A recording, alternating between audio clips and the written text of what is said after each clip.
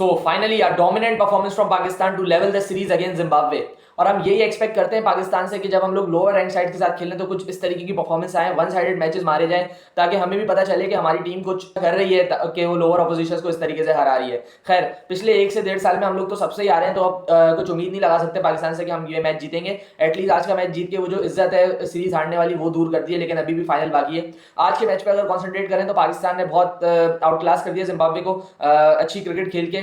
And सबसे पहले bowling की बात करें तो हमारे स्पिनर्स ने अच्छा पकड़ा जिम्बाब्वे को, जो 144 पे ऑल आउट कर दिया उन्हें। एंड आई थिंक ये बहुत क्रेडिट जाता है सलमान अली आगा को। Salman Ali Agha as a allrounder बहुत ज्यादा इंप्रूव कर रहे हैं, स्पेशली अगर हम लॉन्गर फॉर्मेट की बात करें। टेस्ट मैच में भी हमने देखा कि क्रूशल विकेट दिलाता है Salman with the ball. And आज जब मौका मिला यहाँ पे ऑफ स्पिन के साथ अपनी वाइट बॉल क्रिकेट में भी, वहां पे भी बहुत हैंडी प्रूव हो रहे हैं। लास्ट मैच में भी 3 विकेट्स ली, इस मैच में भी 3 विकेट्स ली। तो ये जो स्पिन का एक रोल है ऑफ स्पिनर का in the middle overs ODI cricket में बहुत ज्यादा इंपॉर्टेंट है। और अगर सलमान इस तरीके की बॉलिंग कर रहे हैं तो डेफिनेटली एक बहुत बड़ा प्लस पॉइंट हो जाएगा पाकिस्तान को, बिकॉज सलमान एक वाइस कैप्टन भी है। अगर वाइस कैप्टन या आपका लीडर इस तरीके की परफॉर्मेंसेस दे तो आपके यूनिट में ऑलरेडी वो कॉन्फिडेंस आना शुरू हो जाता है। तो पाकिस्तान ने हमने देखा कि मिडिल ओवर्स में विकेट लेना बहुत कम कर दी थी इन बिटवीन द गेम्स। हमें जब वर्ल्ड कप में भी स्ट्रगल करे हम, उसके बाद हम लोग एशिया कप में भी इसी वजह से ही मार खाए कि हम लोग के स्पिनर्स जो हैं वो मिडिल ओवर में अच्छी बॉलिंग नहीं कर रहे थे। अब यहाँ पे जो सलमान ने थोड़ी सी अच्छी बॉलिंग की है, तो एक होप आई है कि सलमान अली आगा इसको इंप्रूव जैसे कर रहे हैं वो एक हैंडी बॉलर साबित हो सकते हैं against a good opposition as well. आगे बात करें तो हमारा अबरार अहमद का डेब्यू हो गया आज फाइनली 1.5 साल बाद, जो उनको स्क्वाड में लेके घूमते गए हम। एशिया कप में भी साथ में थे वो, देन वर्ल्ड कप में भी साथ में थे वो, एंड फाइनली आज डेब्यू उनका हो गया अबरार का। और हमें पता था कि क्योंकि ये जो जिम्बाब्वेन टीम है इनका इतना ज्यादा इंटरनेशनल एक्सपोजर है नहीं कुछ। एंड अगर जब आप इनके इन जैसी टीम्स के खिलाफ खेलते हैं तो इनके बैट्समैन को वैसी मुश्किल होती है स्पिनर्स पिक करने में। देन अबरार तो एक नोन ही मिस्ट्री स्पिन के लिए हैं, तो इसकी वजह से उनको बहुत ज्यादा फायदा हुआ। 4 विकेट आज उन्होंने ली, टेल उन्होंने उड़ाई और अच्छी बॉलिंग किया लाइन लाइन से। लेकिन अबरार आई थिंक ये थोड़ा सा और इंप्रूव करें अपने आप को तो बहुत एक हैंडी कॉम्बिनेशन साबित हो सकते हैं विद सलमान अली आगा की पार्ट टाइम और साइम अयूब की पार्ट टाइम के साथ।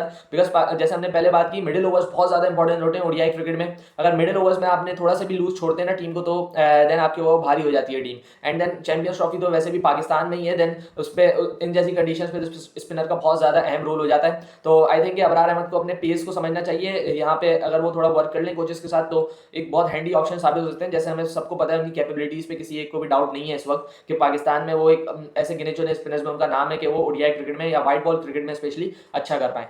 अब आते हैं जी बैटिंग पे। तो बैटिंग की बात करना तो मुनासिब नहीं है, मैं यही बोलूंगा कि सिर्फ साइम अयूब की बात कर लेते हैं, क्योंकि उन्होंने बैटिंग तो उन्होंने अकेले ही कर दी आज, किसी और की जरूरत ही नहीं पड़ी। अब्दुल्ला शफीक दूसरे एंड पे देख के देखते रहे खड़े होके। और जिस तरीके की साइम ने बैटिंग की आज बहुत लाजवाब, हर जगह पे शॉट्स मारे हैं। स्पेशली जो पावर प्ले में उन्होंने इनिंग्स खेली है, पावर प्ले के अंदर जो शॉट्स खेली है उन्होंने, वो मतलब straight out of the cricket book थी वो शॉट्स। जो कवर ड्राइव उन्होंने मारी हैं बैलेंस के साथ प्रॉपर, एंड जो कट मारे हैं थ्रू दी पॉइंट, बहुत अच्छा लगा कि साइम अयूब इस तरीके से खेल रहा है। बिकॉज हम नहीं जानते इस वाले साइम अयूब को अभी तक इंटरनेशनल क्रिकेट में। हमें पता है उसकी कितनी डोमेस्टिक की ऐसी परफॉर्मेंसेज हैं, लेकिन इंटरनेशनल क्रिकेट में वही मसला था पेशेंस का थोड़ा। एंड अच्छी बात यह है कि वो डेवलप कर रहे हैं वो वाला पेशेंस, किस तरीके से इंटरनेशनल क्रिकेट में सक्सीड होना है वो सब देख रहे हैं। और कॉन्स्टेंट बैकिंग जो की है उनकी पीसीबी ने और जो पुरानी मैनेजमेंट थी उसने, तो उनको भी क्रेडिट जाता है साइम की अच्छी परफॉर्मेंसेज का। लेकिन उम्मीद यही है कि अभी बहुत इनिशियल स्टेज है करियर का, इसको कंटिन्यू किया जाए। साइम ने जिस तरीके की आज इनिंग खेली है वो किसी भी ऑपोजिशन के खिलाफ होती तो वो बेहतरीन इनिंग्स होती। आई थिंक कि हर जगह पे शॉट मारे, जब छक्कों की जरूरत थी छक्के मारे, एंड देन पावर प्ले में कंप्लीटली रूल किया है। दूसरी साइड पे हम बात करें अब्दुल्ला शफीक की, तो बहुत शॉर्ट ऑफ कॉन्फिडेंस दिख रहे हैं इस वक्त। अब्दुल्ला को रन करने की बहुत सख्त जरूरत है, because competition in the opening slot वो इटसेल्फ बहुत इंपॉर्टेंट, बहुत ज्यादा हुआ है। क्योंकि इमाम उल हक पीछे से बैठ के परफॉर्मेंस देते आ रहे हैं, चैंपियंस कप में उनकी परफॉर्मेंस बहुत जबरदस्त थी इमाम की। देन फखर जमान जैसा नाम अभी ओपनिंग स्लॉट में, हमारी टीम में ही नहीं है अभी फखर का नाम। तो अगर अब्दुल्ला ने अपनी परफॉर्मेंसेस पे गौर नहीं किया या उस तरीके से परफॉर्म नहीं किया, तो देन ओपनिंग स्लॉट के लिए बहुत सारे ऐसे लड़के हैं जो डिजर्विंग कैंडिडेट्स बन सकते हैं इस वक्त पाकिस्तान के।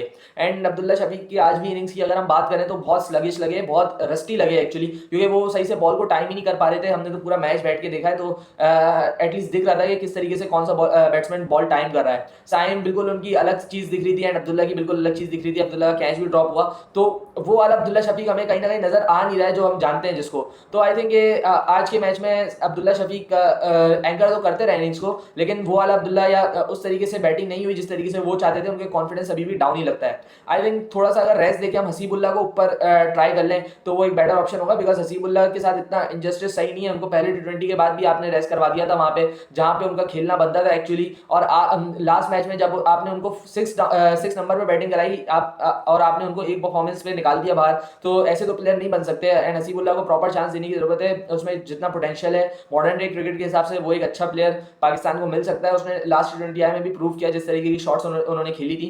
तो हसीबुल्लाह को आई थिंक थोड़ा सा चांस देना चाहिए ऊपर के नंबर पे। और अगर अब्दुल्ला शफीक को रेस्ट करवाना चाहती है पाकिस्तान मैनेजमेंट तो यहाँ पे एक मौका बन सकता है हसीबुल्लाह खान के लिए कि वो आए और अपने नंबर पे खेलते हुए परफॉर्म करें। तो Pakistan has finally levelled the series at 1-1। इसका बहुत बड़ा फाइनल इस सीरीज का जो सिकंदर आजम ट्रॉफी पाकिस्तान और जिम्बाब्वे के दरमियान चल रही है, इसका बहुत बड़ा फाइनल खेला जाएगा परसों यानी थर्सडे वाले दिन। सो इंशाल्लाह उस दिन मिलते हैं वीडियो के साथ। अपना बहुत सारा ख्याल रखिएगा। अल्लाह हाफिज़।